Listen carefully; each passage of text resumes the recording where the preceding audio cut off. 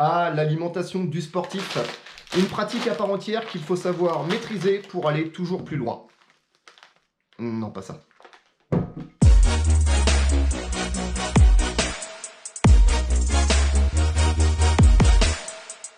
Ah, j'aime bien manger moi, ça se voit peut-être un petit peu, mais quand il s'agit de le faire pendant une activité physique, alors là c'est une autre paire de manches.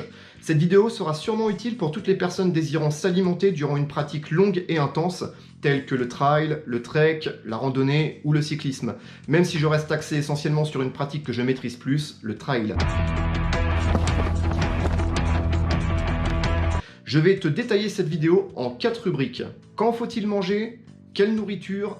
La quantité? Comment faut-il le faire? Attention, je ne suis pas professionnel de santé ni nutritionniste. Tous ces conseils que tu vas recevoir aujourd'hui sont mes propres conseils d'amateur. J'écoute. Pour commencer, parlons un petit peu de l'alimentation avant l'effort. Je n'ai pas de régime particulier ni de rituel alimentaire, mais mon premier conseil serait que tu fasses un sevrage de tous les féculents une semaine avant le jour J. De quoi? Je m'explique. Les 7 ou 8 jours qui précèdent ton run, enlève tous les féculents et les sucres lents de ton alimentation. Pâtes, riz, céréales. Tu me diras, mais c'est l'alimentation principale du sportif, et tu auras raison. Mais c'est reculer pour mieux sauter. Tu prives momentanément ton organisme d'un carburant essentiel, celui qui te sert à avancer. Ok? Mais 2 jours avant l'échéance, tu pourras à nouveau les consommer sans modération. Par exemple le vendredi et le samedi, si ta course est prévue le dimanche. Après ces 48 heures, les féculents seront très vite assimilés dans ton organisme, après les effets bénéfiques du sevrage. We've got a pasta party going on. Les trailers et marathoniens connaissent bien cette fameuse pasta party la veille au soir d'une course, cette grosse assiette de pâtes partagée par les coureurs. Dans le trail, on les attend toujours avec impatience, les ravitaillements. Ravitaillement. Est-ce vraiment pour t'alimenter ou juste un point de chute qui t'aide à te projeter au suivant? Joins l'utile à l'agréable, mange, et peu importe le nombre de temps que tu es en course. Les ravitaux sont assez bien placés stratégiquement tous les 15 km ou toutes les 2 heures si tu es sur des courses longues. Alors à la question quand faut-il le faire, la réponse est dès la première heure, et cela toutes les heures, avant même d'en ressentir l'envie, comme l'hydratation. Mais ça c'est un autre sujet. On s'en fout! Ton corps peut être très vite demandeur, alors ne te pose pas de questions et mange, même un tout petit peu. Wow, les effets spéciaux. Ta prise de nourriture doit être doublée, pas en quantité, mais en délai. En temps normal, tu déjeunes à 8h, repas le midi, collation vers 16h et le dîner le soir à 20h. C'est une prise de nourriture toutes les 4 heures. Et cela est ton rythme alimentaire d'une journée classique. Oui, mais courir une journée complète équivaut à perdre jusqu'à 7000 calories. Pour te donner une idée, un kebab fait 1300 calories. Je te laisse faire le calcul. Les exercices résolus de Monsieur Petit. Calculer une masse volumique. Ne sous-estime jamais le pouvoir des aliments sur ton organisme, c'est très important et encore plus pendant l'effort. C'est la base de tout, comme dans ta voiture, si tu ne mets pas de carburant, et bah pour toi c'est pareil. Malheureusement, la sous-alimentation te fera abandonner n'importe quel défi physique et sportif, même très bien préparé. Maintenant que tu as vu l'importance que pouvaient avoir les aliments sur ton organisme, que vas-tu manger?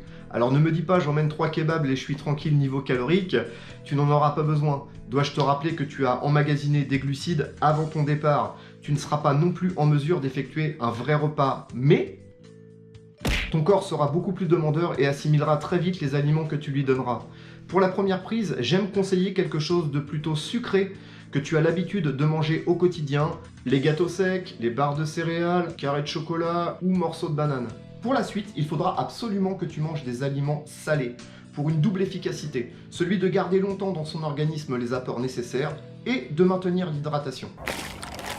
Si tu assimiles bien le sucré salé, alors n'hésite pas. Par contre, sois prudent avec tous les sucres rapides, genre bonbons, soda, ils peuvent te faire grimper en hyperglycémie. Le résultat de cela serait que, après ton coup de fouet, tu ressentes un très gros coup de fatigue, d'où l'importance d'alterner les aliments. Saumon fumé, crevette, passe de crabe! Maintenant, à la question que manger, je vais te citer quelques valeurs sûres que tu pourras retrouver sur les ravitaillements ou que tu pourras emmener car toi-même tu sais qu'il vaut mieux assurer ses arrières. En sucré, les gâteaux secs, la banane, les figues, les dattes, les raisins secs, les barres de céréales, les pommes potes. En salé, du jambon, du saucisson, des tucs, du fromage, du pain et de la soupe. Si tu penses que pour toi, les aliments qui te conviendraient le mieux, ça serait du magret de canard ou de l'andouillette, alors ne change pas, car ton corps en a l'habitude. Par contre, sois sûr de toi. Sur certains ravitaillements, on peut aussi avoir de très belles surprises, comme des crêpes, de la fondue au chocolat, du fromage, de l'alcool local. C'est cool, mais ne joue pas avec le feu, tu n'es pas dans ton canapé devant la télé. La quantité est une question très individuelle et personnelle propre à chacun. Où sont nos limites? À quel moment doit-on dire stop ou continuer de s'alimenter? J'ai rencontré deux cas. Premièrement, tu repars d'un ravitaillement avec la sensation de ne pas avoir mangé suffisamment. Une fatigue progressive va t'envahir et une fringale te fera sûrement confirmer cette hypothèse. Comme tu as été malin, tu as pris quelques réserves dans ton sac. Comme Dim. Deuxièmement, tu manges beaucoup trop, histoire de faire des réserves, et là les problèmes risquent d'être beaucoup plus sérieux. Ne pas garder ces aliments à cause de vomissements peut être rédhibitoire. Les garder mais être tordu à cause de problèmes gastriques est du même acabit. Ballonnement hors course, maux de ventre hors course, diarrhée hors course. Pour conclure avec la quantité, il vaut mieux s'alimenter moins que trop. Je préfère finir ma course avec de la fatigue et des crampes plutôt que de ne pas finir du tout. Donc à la question « quelle quantité ?», la réponse est fusionnée avec la première question « peu mais souvent ». C'est toi le chef d'orchestre, tu te connais bien. Mais il y a cependant quelques règles de base pour éviter le pire. S'alimenter dans une descente très pentue et technique avec le cardio borderline. Mauvaise idée. Je te présente deux petites astuces. Premièrement, calcule ton temps de passage pour faire un arrêt au stand. 3 minutes sur 5 ravitaillements, c'est 15 minutes de perdu sur une course de 80 ou de 100 km. Est-ce vraiment important pour 90% des coureurs qui souhaitent juste être finishers? Ah ouais? Ouais. Deuxième astuce, il est souvent possible dans la continuité des ravitaillements de marcher pendant plusieurs centaines de mètres sans ressentir de dénivelé ni de technicité particulière. Si tu ne souhaites pas faire un stop total, au moins mange en marchant, même si je pense quand même que ton alimentation est plus efficace statique qu'en mouvement. Ton esprit et ta concentration se focalisent sur une seule chose, faire le plein pour mieux repartir. Tu peux aussi manger en courant, je l'ai déjà fait. Souvent quand je suis serré avec les barrières horaires, tu l'auras compris, c'est une question de survie pour être finisher. Si tu dois le faire, alterne des petites bouchées avec des petites gorgées d'eau. D'accord. Pour conclure avec une phrase qui revient systématiquement dans mes tutos, tu ne testes rien le jour de ta course. Essaye autant que faire se peut à l'entraînement, ça t'évitera les mauvaises surprises et les réactions inattendues. Si tu n'as pas pris de notes, c'est le moment de te faire un petit récapitulatif d'une préparation alimentaire.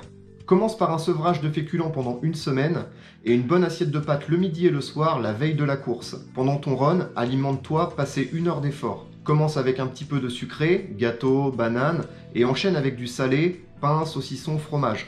Mange en petite quantité mais régulièrement, plutôt moins que trop. Dans l'idée, fais-le à l'arrêt ou en marchant. Assure le coup en emmenant quelques aliments dans ton sac.